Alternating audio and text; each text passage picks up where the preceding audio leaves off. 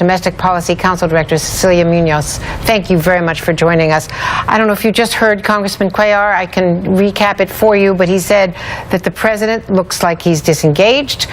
He decried the optics of him shooting pool and drinking beer in Colorado last night when he's not going a couple of hundred miles from either Austin or Dallas to the border or to visit with the children who are being held on a military base in detention centers.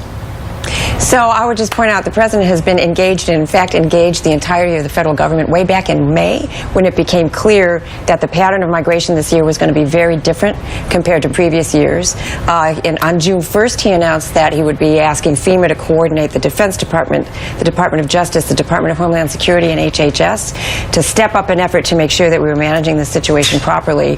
There's a whole host of activities that have taken place since then to make sure that we stay ahead of the situation. But you're not ahead of the situation. With all due respect, the reality on the ground is that the administration did not stay ahead of this, that it should have been before May, before June.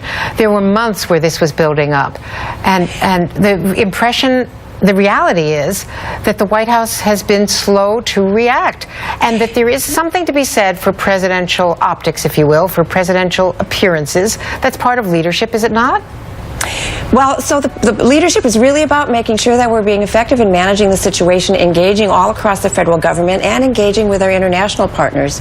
So while the president was in Denver last night, his Secretary of Homeland Security was in Guatemala, dealing with the leadership there to make sure that they're doing that they are collaborating with us. The Vice President was in the region on June 20th, also meeting with leaders from the Central American countries, because to acknowledge that everybody has a shared responsibility to make sure that we are stemming this migration, stemming the tide, making sure that we make it clear to parents who are considering putting their children in the hands of smugglers, because the smugglers are misleading them and telling them that they can expect the ability to stay once they get in the United States, that this is false, and that this is an incredibly dangerous journey, that we are only seeing the kids who survive this trip.